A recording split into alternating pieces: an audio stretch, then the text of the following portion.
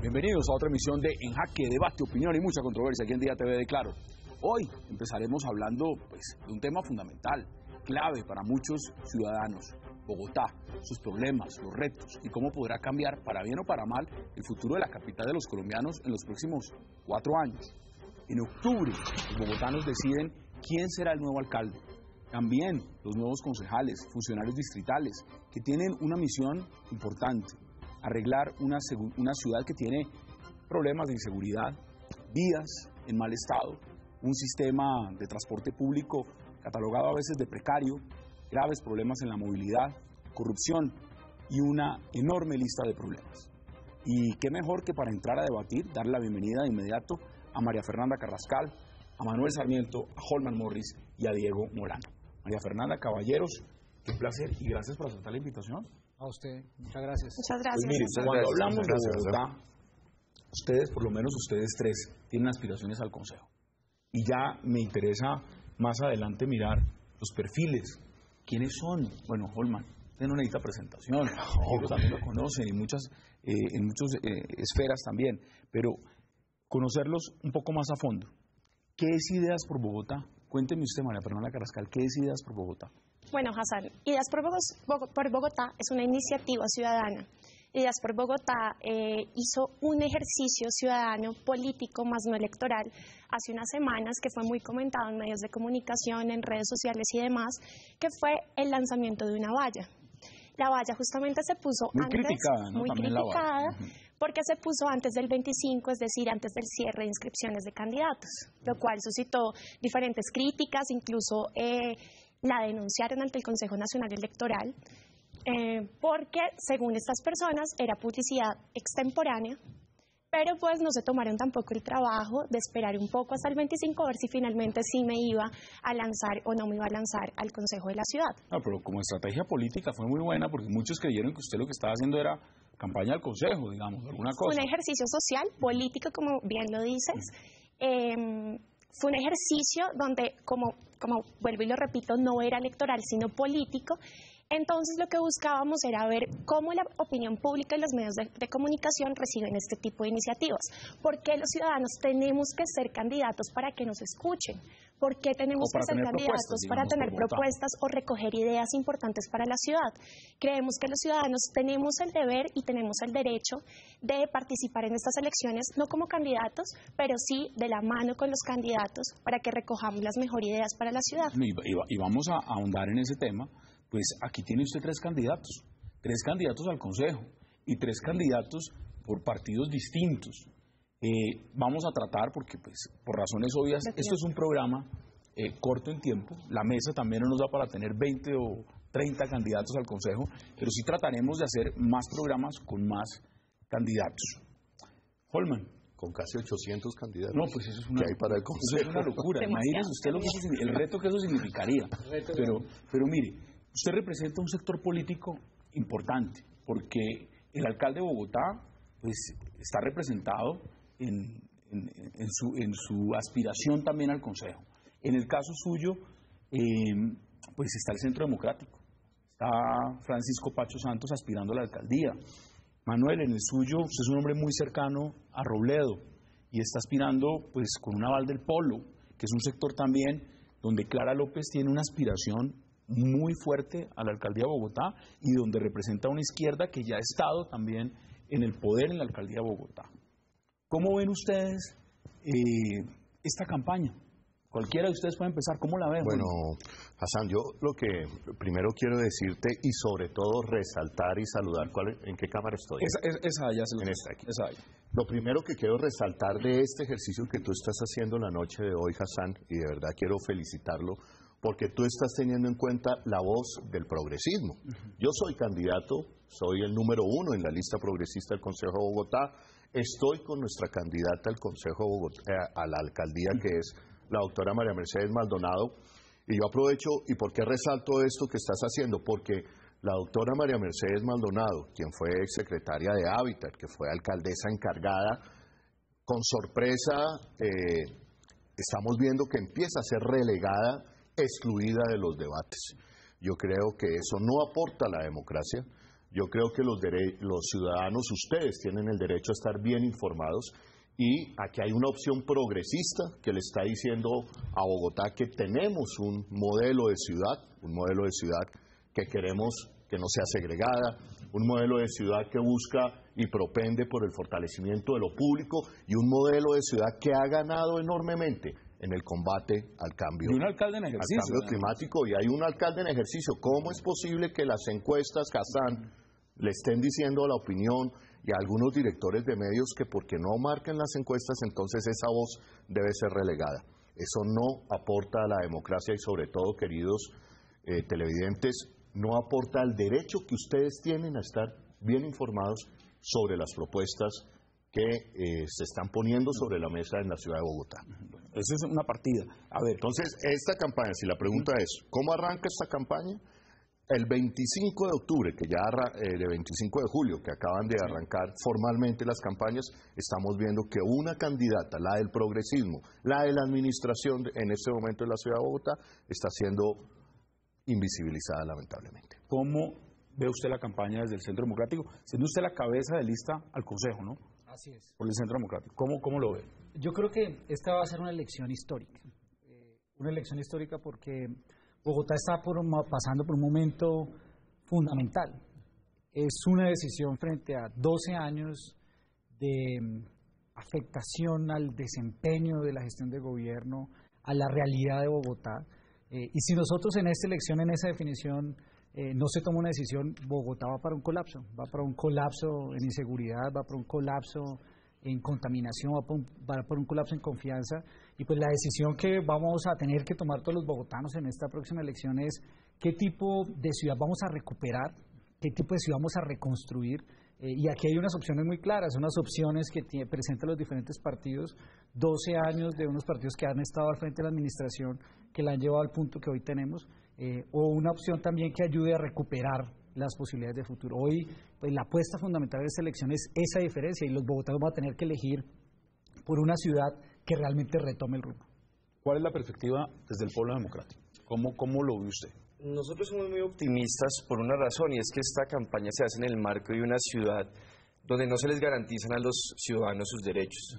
Es decir, en la Constitución, en las leyes, hay una serie de derechos fundamentales, derechos económicos, sociales y culturales, derechos colectivos.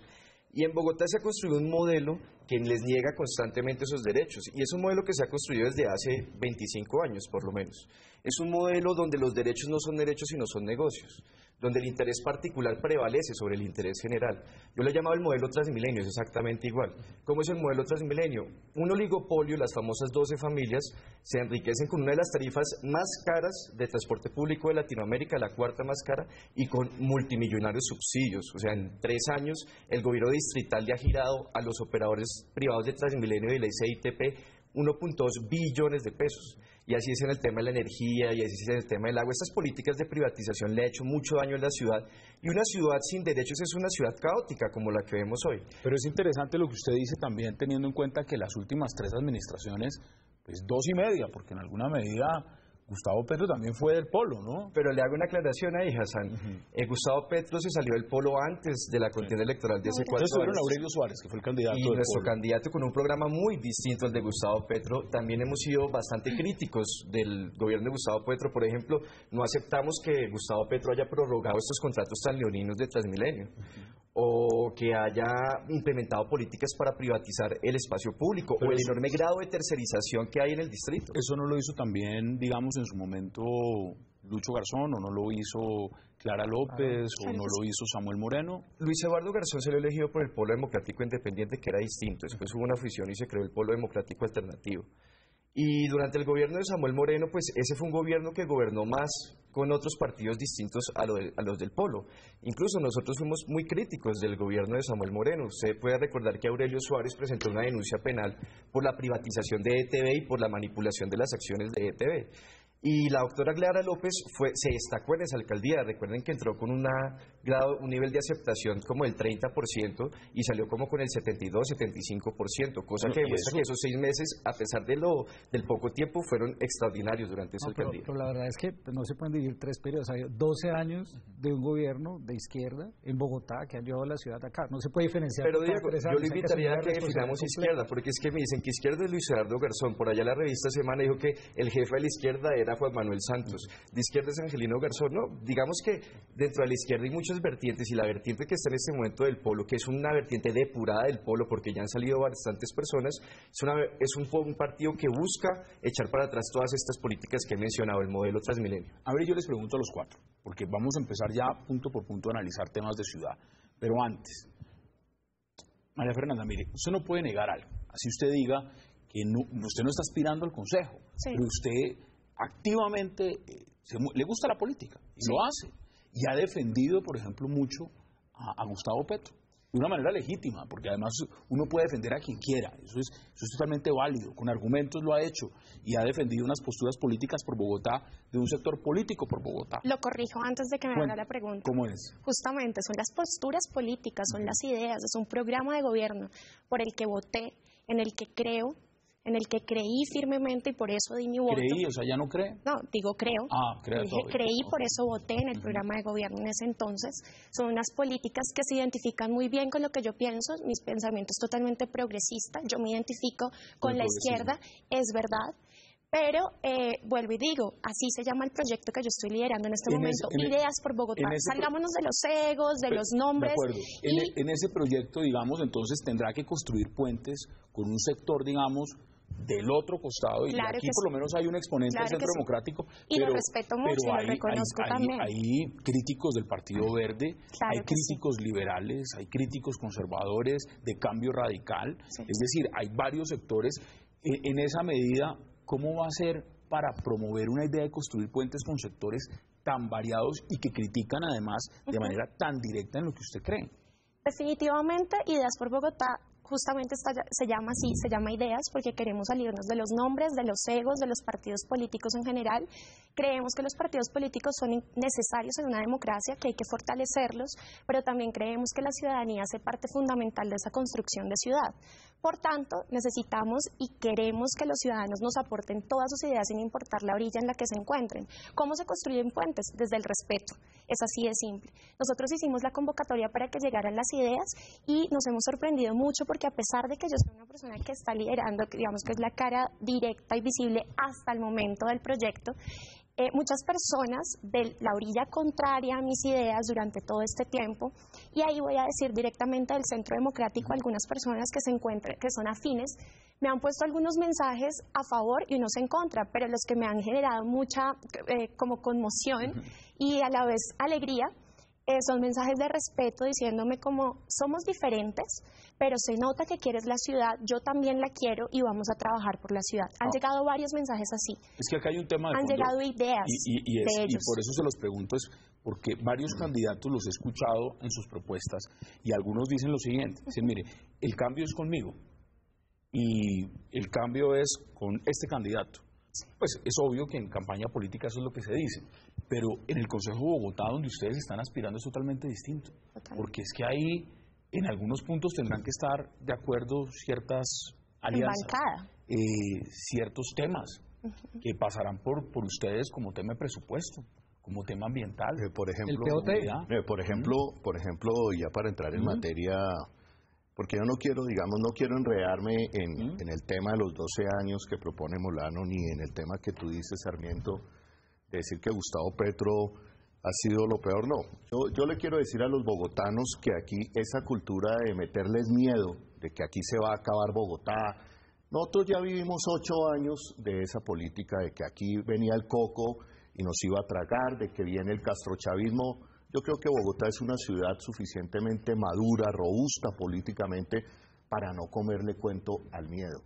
12 años de gobiernos que yo prefiero llamar progresistas, de izquierda, y en el caso de Gustavo Petro me gusta más llamar la Bogotá humana progresista, pero también el gobierno y la Constitución del 91, que se la ha jugado por sacar adelante la Constitución del 91, 12 años donde esos diferentes gobiernos, con algunos matices, pero en el fondo lo que yo rescato por mi disciplina de defensa de derechos humanos, de analista del conflicto, convirtieron a Bogotá en la fortaleza, en la muralla contra el proyecto paramilitar en Colombia. Si no hubiera existido Bogotá en manos de gobiernos progresistas, yo creo que la historia del país hubiera sido otro.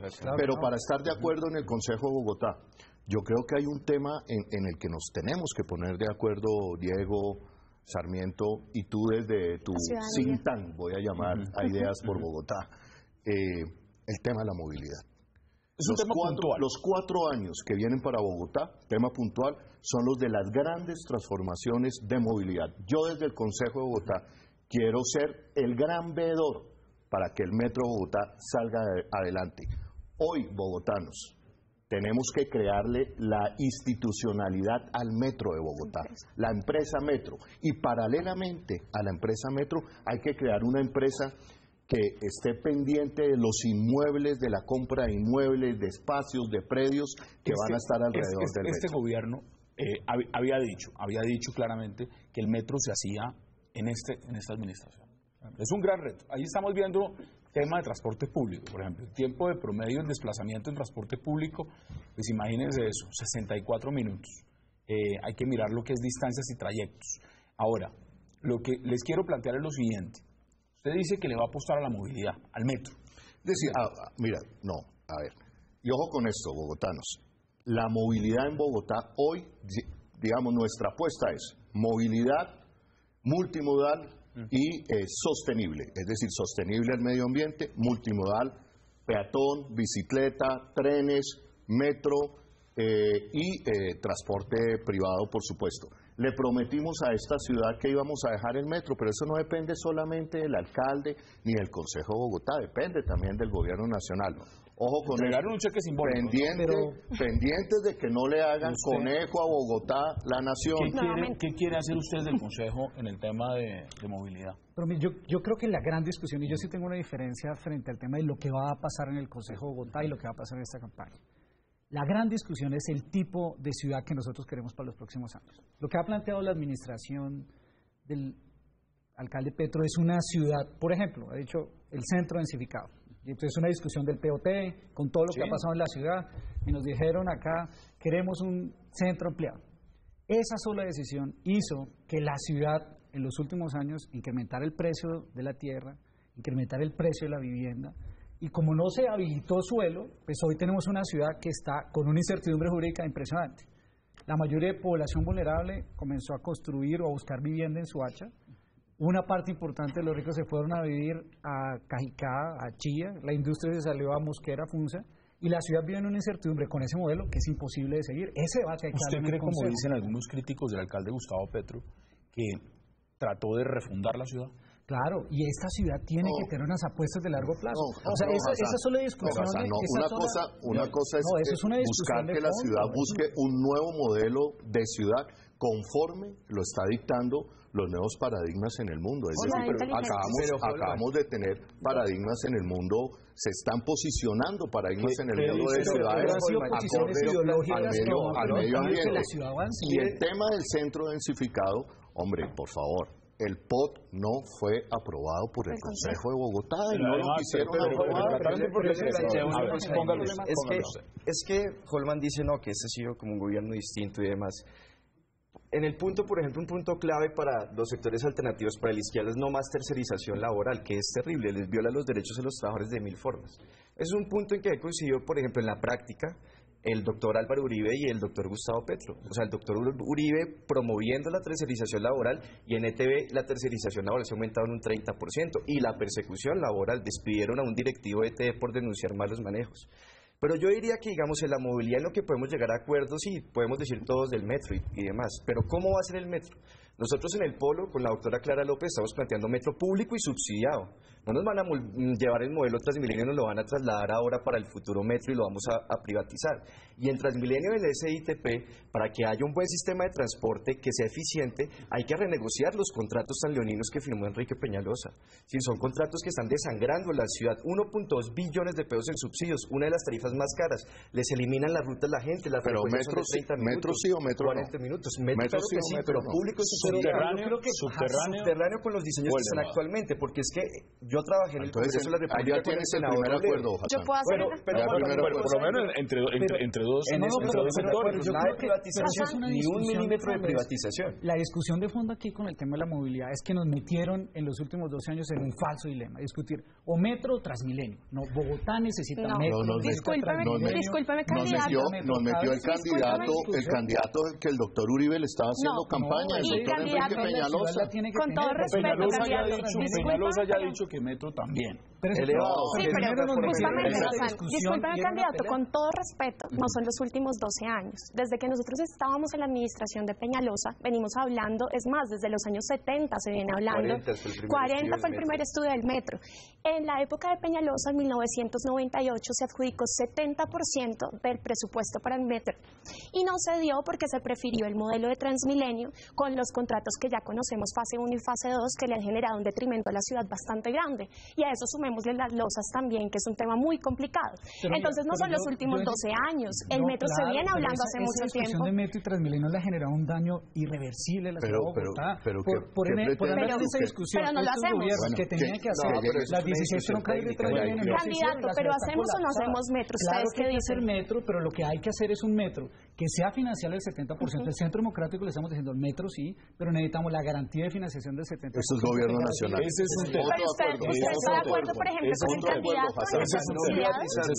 privatizado o no? Por supuesto que nosotros estamos esperando lo que diga la financiera. Hoy la financiera de Desarrollo Nacional está definiendo cuál es el esquema de financiación. Nosotros hemos dicho metro sí, pero necesitamos 4 condiciones. Primero, que se dé el 70% del gobierno nacional. Sí. A la ciudad no la pueden embarcar en un metro, que va a tener una solución en 8 años, que no va a permitir hacer otra. Tengo que hacer una pausa. Pero mira, Hassan, lo interesante, todos se montaron en el metro. Y esta administración, Bogotá Humana, Gustavo Petro, pero queda bien Gustavo Petro. Lo sacó adelante, hoy todos están montados en el metro. Vamos a ver, porque es que ahí también hay una cosa. En este momento, si usted me pregunta por el metro de Bogotá, yo ya lo vi, está en un render. Ahí es que volverlo realidad. Claro. Vamos a la pausa en el jaque, 7:24, y ya regresamos y lo vamos a sacar ese tema en jaque. Vamos a hablar mucho el día de hoy sobre Bogotá y propuestas para Bogotá. Ya regresamos.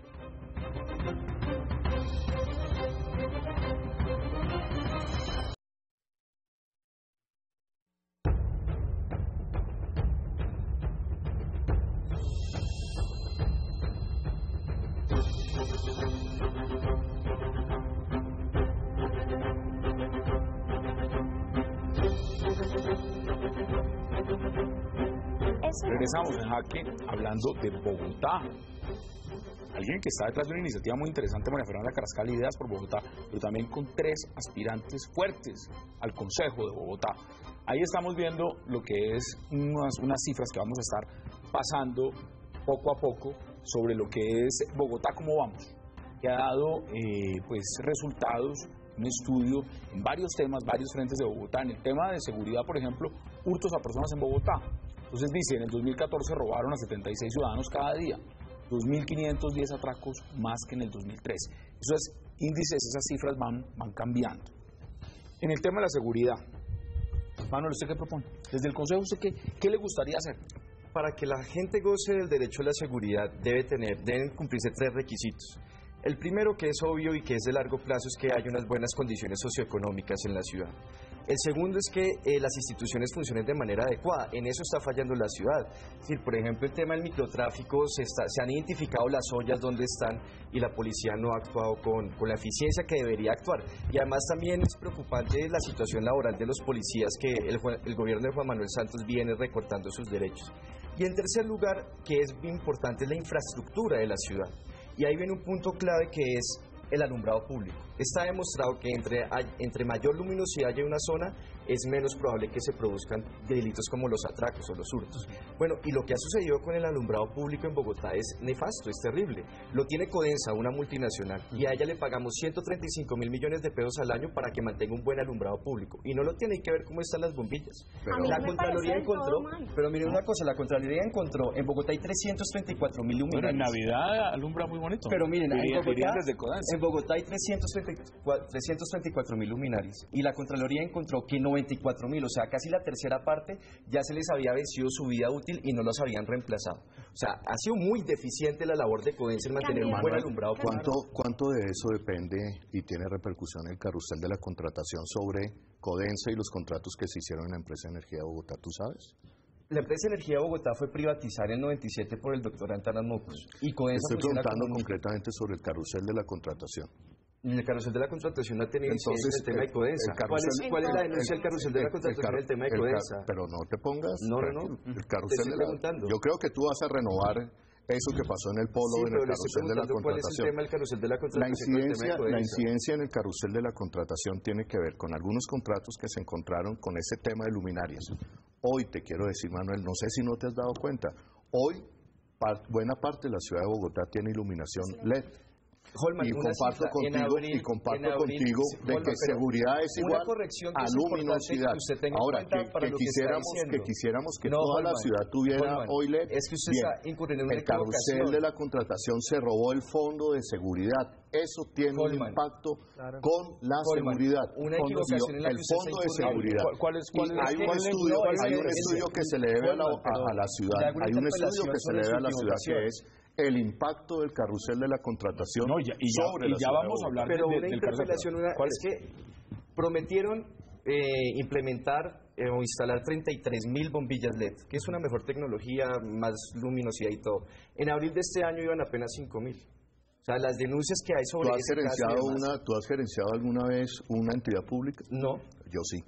Y te puedo decir que uno muchas veces se estrella con las normas y Bogotá Humana, algo que nos encontramos, y fue toda la administración, un plan ambicioso, digamos, de acercamiento rápido y efectivo a quererle solucionar los temas a la gente, y nos encontramos con una administración que el carrusel de la contratación había convertido toda en la norma para robar. Pero mira, acá hay un tema también de fondo. Usted menciona esto que está pasando, pero hoy estamos en la discusión del tema del Fondo de Seguridad y Vigilancia, de la ETB, de lo que ha significado la línea 1, 2, 3 y demás. No, pero un alto directivo del Fondo de Seguridad y Vigilancia renunció hoy o ayer y se fue a presentar una denuncia penal por los casos de corrupción. Eso es inaceptable. Pero mire, es que nosotros presentamos los casos de corrupción. Refleja lo que le ha pasado. Hace 4 años se quedaron cargados. Estamos hablando sobre todo de un tema puntual, seguridad. Claro, pero mire lo que pasa aquí con una discusión tanto del polo como de los progresistas. Hablan de seguridad y se van a discutir sobre las luminarias, cuando el problema de fondo es mucho más grave. Yo dije 3 factores. Todos los indicadores de hurtos a personas, el indicador de robos a establecimientos bancarios, el indicador de robo de motos, de robo de carros, y el único en que el Bogotá estaba más o menos estable, que era el de homicidio, este año creció. La ciudad está en manos de los delincuentes y la ciudad tiene un problema muy grave de microtráfico de fondo. Eso no se puede desconocer.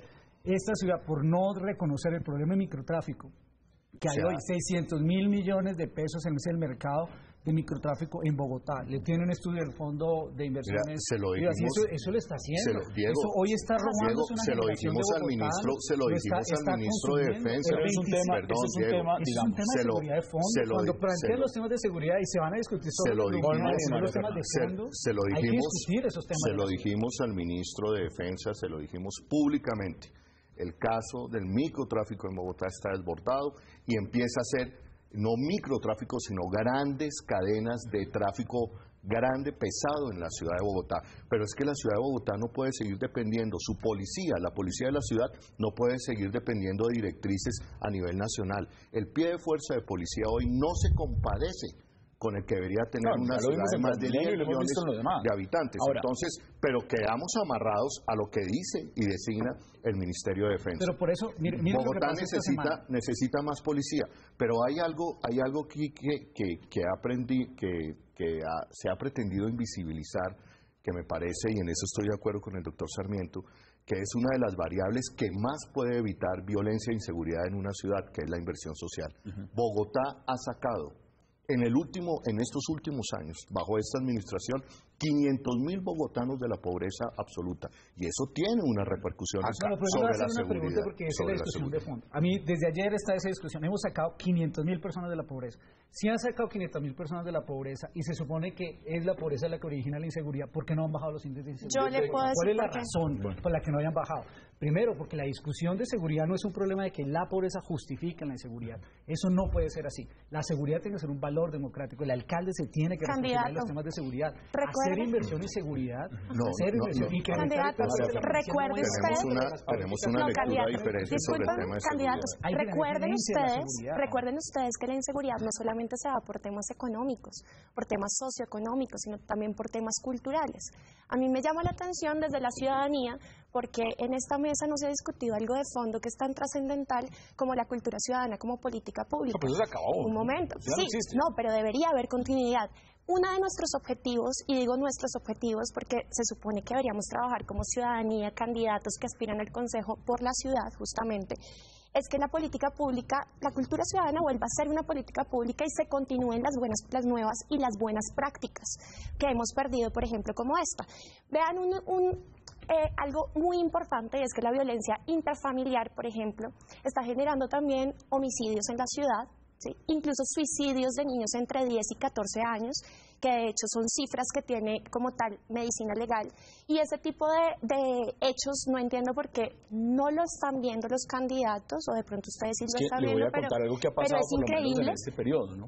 Por lo menos desde el punto de vista de la administración distrital y del Consejo, se han pasado prácticamente 3 años y medio echándose la culpa de un lado al otro. Entonces, de la administración distrital dicen, es que nosotros no avanzamos en gran medida por el Consejo. El Consejo nos frena todo, eso dice el alcalde Gustavo Petro, no nos quieren, se nos oponen, no nos dejan sacar adelante ningún proyecto. Y desde el Consejo lo que dicen es, ay, me da mucha pena. Es que lo que propone el alcalde es inviable. Y aquí estamos para discutirlo, para debatirlo y para aprobarlo. O sea, el Consejo no está pintado en la pared. Yo le voy a decir algo sobre eso. Ahí quiero ir por una razón muy sencilla. Si Bogotá vuelve a entrar en 4 años, gane quien gane, gane quien gane, gane Clara, gane Peñalosa, gane el señor Pardo, o gane Pacho Santos, o la doctora Maduro, gane quien gane.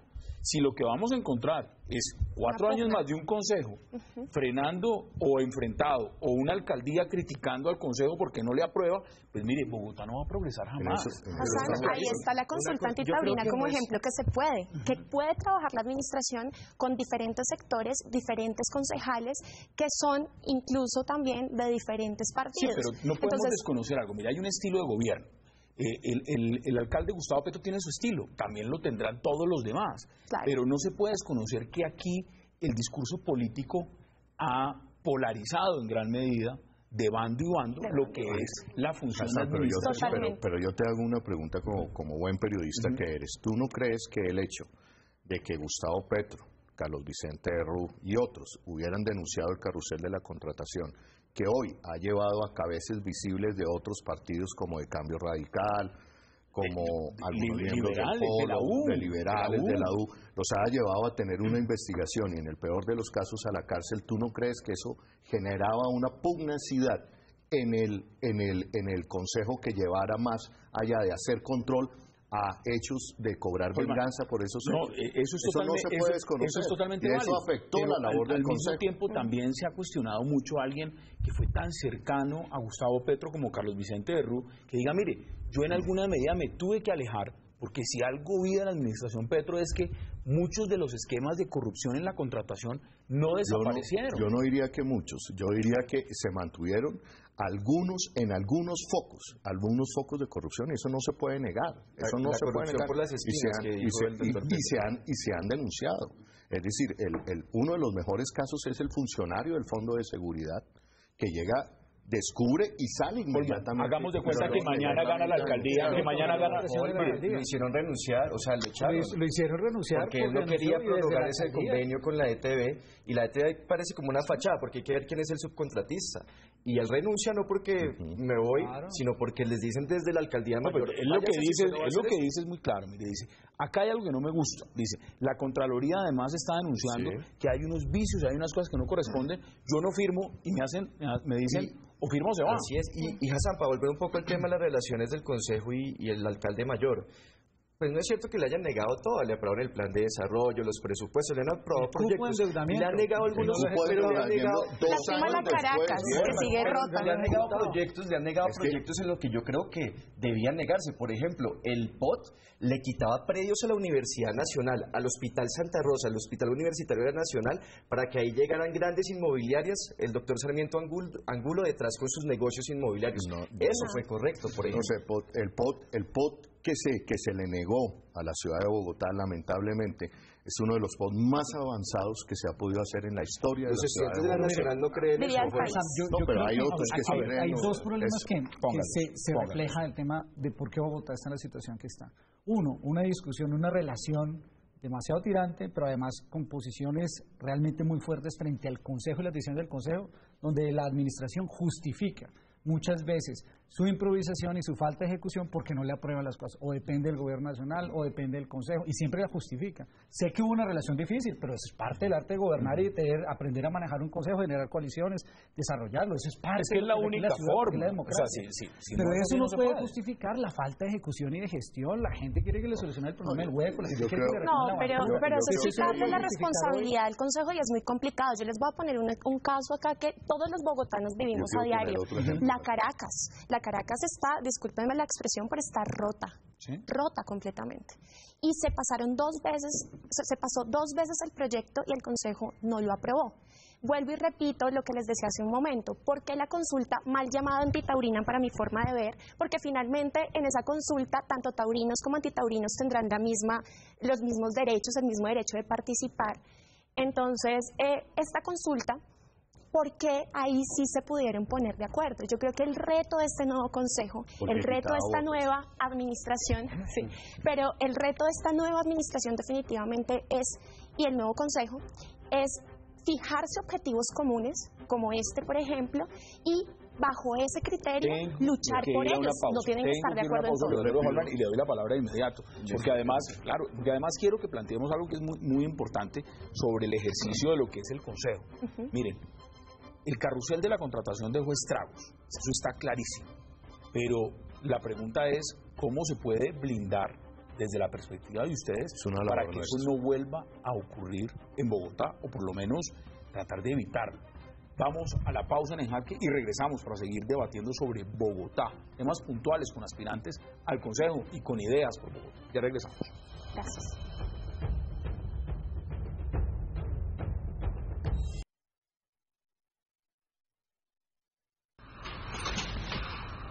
Se trata de funcionarios públicos presuntamente involucrados en actos de corrupción mediante un pacto entre la alcaldesa de la ciudad de Florencia, la señora María Susana Portela, su esposo, Diego Luis Rojas Navarrete, y algunos asesores del despacho acordaron de manera ilícita comprar la función pública de 13 concejales del municipio de Florencia, con el fin de que, de manera manifiestamente contraria a la ley y solo motivados por este pago, aprobaran un acuerdo municipal que permitiera el endeudamiento del municipio de Florencia por un monto superior al que financiera ilegalmente el municipio tiene capacidad. Se ofreció y se acordó con los concejales por la venta de su función una suma total de 800 millones de pesos.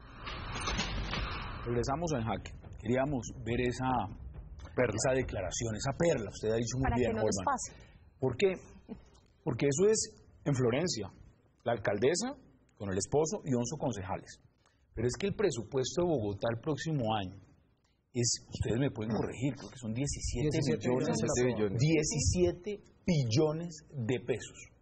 Es el más alto que ha tenido la ciudad en su historia que acaba de aprobar el Consejo para que el próximo alcalde, el que llegue, los administre y los mueve en todos los frentes: seguridad, salud, educación, vivienda, todo lo que hay que hacer por esta ciudad. Sí. ¿Usted sabe cuánta gente debe estar mirando esos 17 billones de pesos diciendo, yo de ahí me puedo coger una tajadita?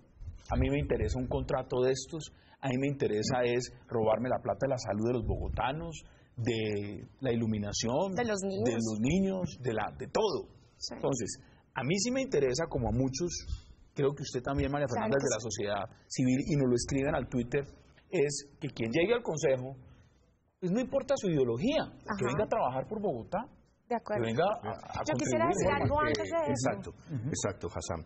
Digamos, lo que no puede pasar en la ciudad de Bogotá es que se reedite, repita el carrusel de la contratación. De acuerdo. Correcto. Todavía el actual Consejo está en mora por hacerle, después de 4 años, no le han hecho el debate al carrusel de la contratación.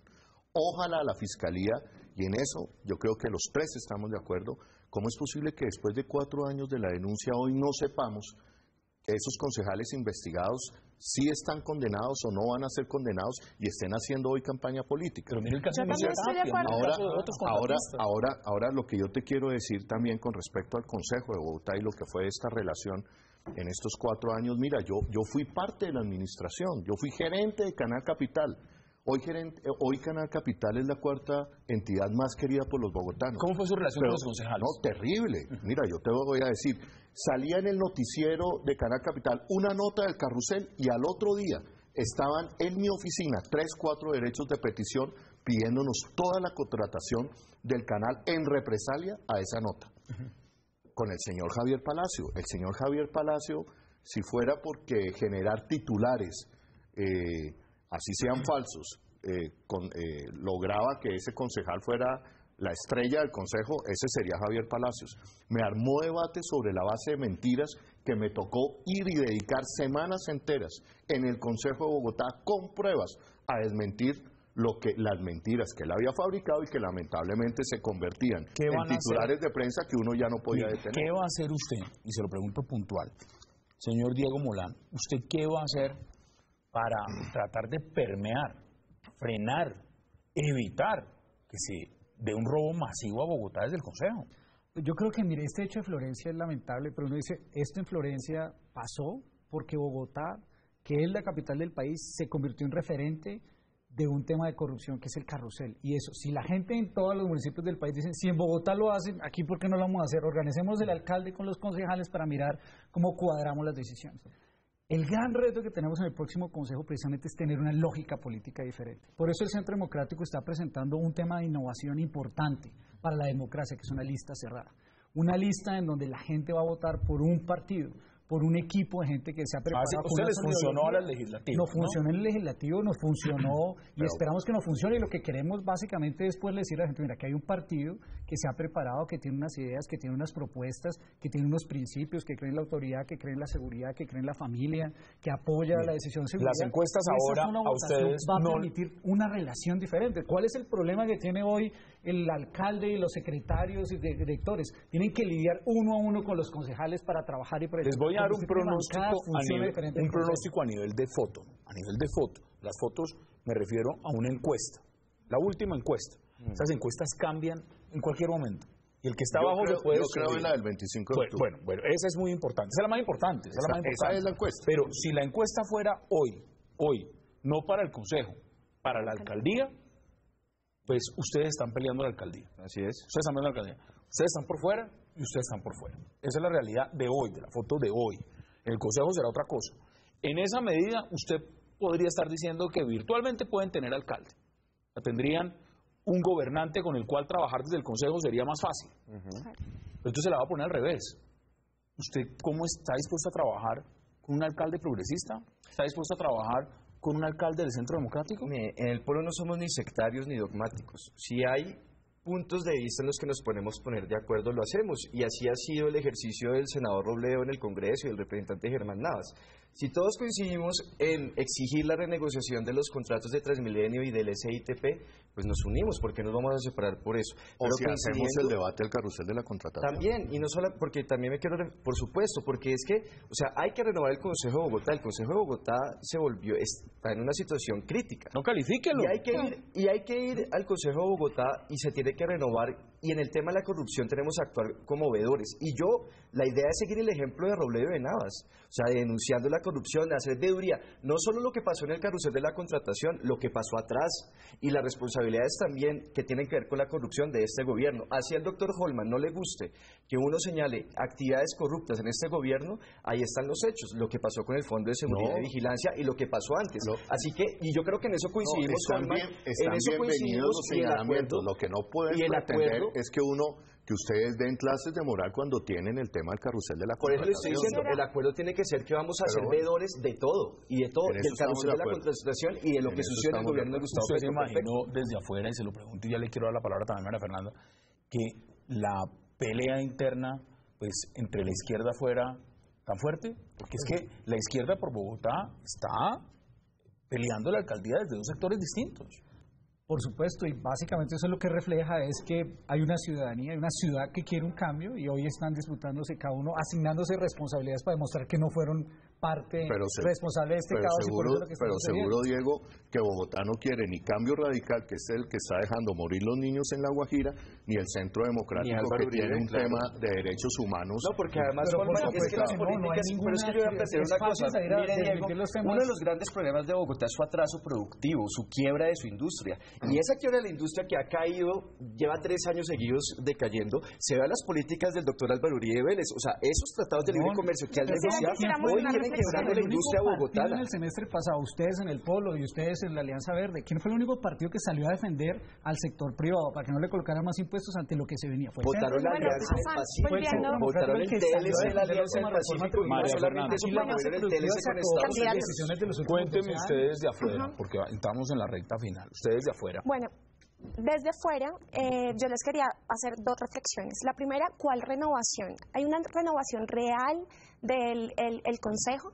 Hablemos de 2 cosas puntuales. Primero, hay candidatos todavía, de hecho, que ostentan actualmente curules en el Consejo, que están investigados y que quieren repetir y que están investigados por el carrusel de la contratación. Primera, de 30 años en el exacto. Claro. Primera preocupación. Segunda preocupación, como Holman lo acaba de decir, están repitiendo y repitiendo y repitiendo en busca, no sé si de una jubilación o quién sabe qué, pero están atados al desafortunadamente en todo. Están atados a la rama judicial. Y tercero, está...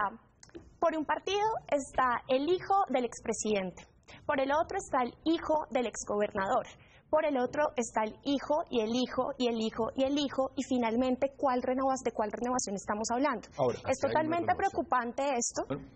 En general, o sea, creemos que definitivamente si ustedes como candidatos desde ya no logran ponerse de acuerdo y siguen hablando, qué pena acá, de las discusiones y de las divisiones de izquierda, de derecha, ideológicas, nunca vamos a llegar realmente a los temas de ciudad. Le voy a dar un ejemplo, es que el discurso ha sido de parte y parte. Sí, claro. Aquí se han tratado desde mafias, y no siquiera se dicen concejales, que allá es lo que es una mafia, y del otro lado entonces allá hay un dictador. Entonces, cuando se está manejando la política con adjetivos y no con hechos, pues es difícil llegar a acuerdos. Ahora, llegamos a la recta final. Usted decía algo importante, Holman. Ustedes sí es la primera vez que aspiran, por lo menos. Eso sí. Parece ser... Aquí hay un recambio generacional. Bueno, además hicimos en el caso particular que nosotros en la lista del Centro Democrático hemos hecho un ejercicio de abrir espacio para diferentes sectores empresariales, sociales, grupos de... Ustedes están optimistas. Optimistas es ¿cuántos concejales aspiran ustedes a meter?